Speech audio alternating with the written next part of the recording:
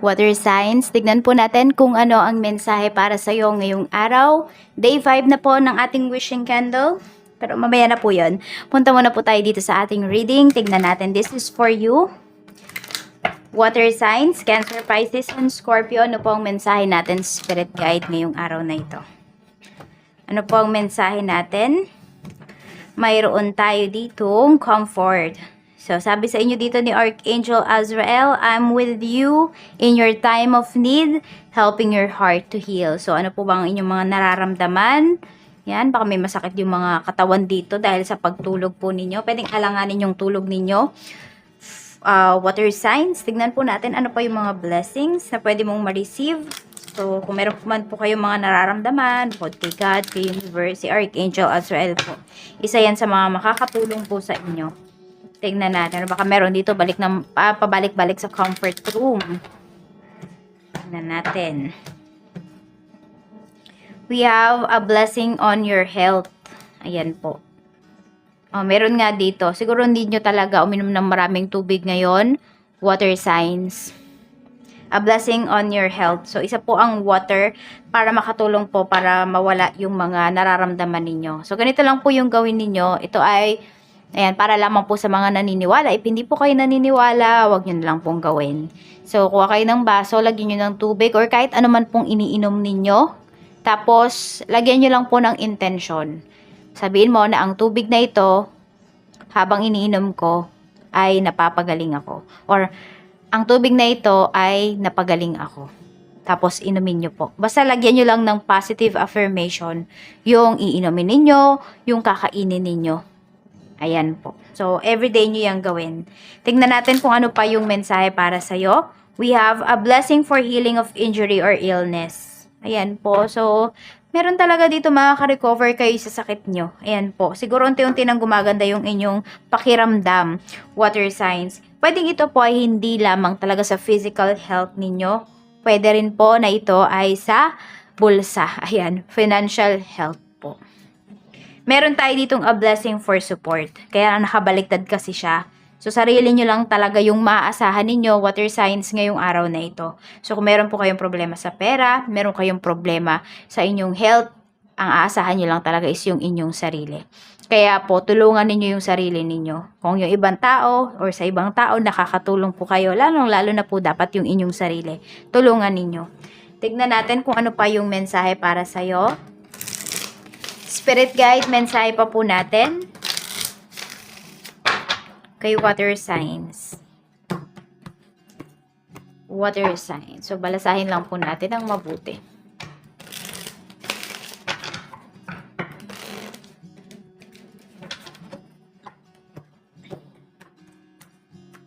Mayroon tayo ditong healing talaga. Oh, may healing talaga na. Meron bang mga may sakit dito? Ayan po, oh. Or nasasaktan kayo ngayong araw na to, yun yung nafe-feel ninyo. Meron tayo ditong healing the inner child, healing your inner child. So, ibigay niyo po yung gusto nyo ngayong araw na to. Sabi natin, if you are craving for something, craving for food, anumang food yan, ano po, ibigay ninyo sa sarili ninyo. Siyempre, yung iba may sakit, baka hindi kayo makatayo. So, paluto po kayo kung meron naman kayong mauutusan. Ayan. Or pwedeng bilhin na lang kayo. Tignan po natin kung ano pa yung mensahe. Mayroon tayo ditong separation.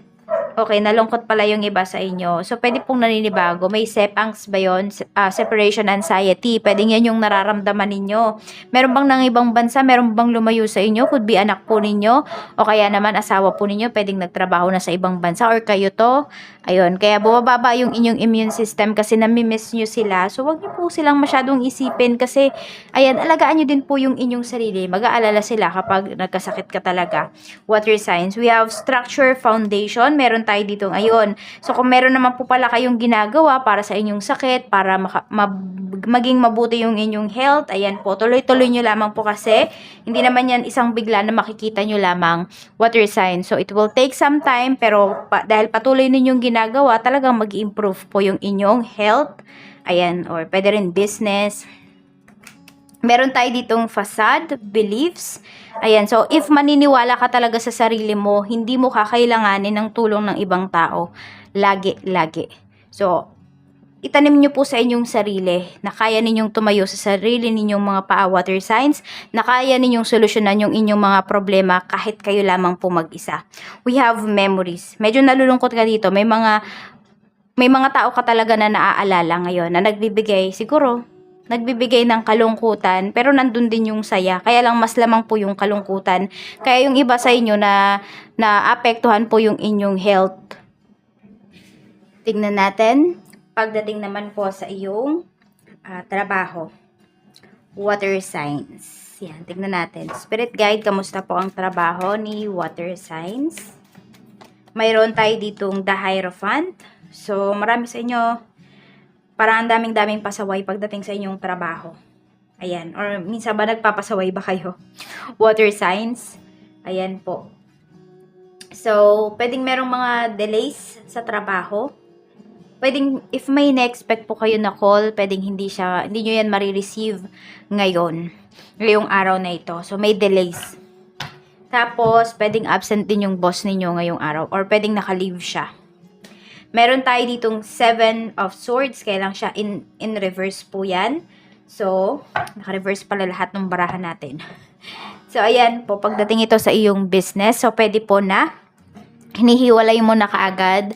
Ngayon, water signs, yung kinita mo dun sa tubo. Yan po. Oo. Pwedeng meron kayo talagang pinaglalaanan dito. So, pwedeng may mga pinag-iipunan po kayo. So, makakakota naman kayo ngayon. Kaya lang kasi pwede po na ihiwalay nyo muna yung inyong nararamdaman dito po sa inyong business. So, focus muna kayo sa business ninyo, water signs. Tingnan natin. Pagdating naman po sa kaperahan, we have 9 of Cups. Ayan o. So, maganda po itong energy na ito. Magandang senyales po ito na may paparating pagdating sa inyong finances or ito yung mga pinaghirapan ninyo, water signs, na talaga naman pong ibibigay na sa inyo. Yan. May compensation kayo dito na matatanggap. Pwedeng medyo malaki-laking pera ito. Bonus. Ayan, baka ibigay ng maaga yung bonus ninyo pagdating sa trabaho. Hindi ko din alam kung bakit, pero ayan po. Basta parang bonus by bonus yung marireceive ninyo. Ngayon, tignan po natin. Pagdating naman sa love life, we have Knight of Wands. So, merong isang tao dito na pwedeng pinupurso ka. 7 of Pentacles. Pero sinasabi ko sa inyo dito ni Universe, kilalanin mo muna yung taong to. Though, marami po sa inyo, kilala nyo na talaga to. Pero kilala nyo lang yung taong to sa pangalan or nakikita nyo lang siya. Pero yung ugali niya, yun daw po yung kailangan ninyong kilalanin. Kasi medyo mapagpanggap yung taong ka-deal ninyo, water signs. We have 10 of Cups. Pero ayan no, mag-grow naman po yung relationship ninyo actually. Pwedeng meron dito, papakilala na sa parents. Meron din naman, pwedeng ikakasal na. Pwedeng yan po pala yung inyong pinag-iipunan dito. Pagpapakasal. Ayan, tingnan natin kung ano pa ang mensahe for you. Spirit guide, love message po natin. Ano po ang ating love message for water signs. Mayroon tayo ditong talking. So, di ba kayo nag-uusap ng person mo? Or pwedeng ngayon, medyo madalang. Or these days, madalang yung inyong mga pag-uusap. So, pwedeng parehas kayong busy sa kung ano man. So, tignan po natin. Ito na yung iyong wishing candle. Alisin nyo na po yung doubts ninyo dito sa ating gagawin. Tignan natin. Okay, mag-wish na po kayo. It's your turn.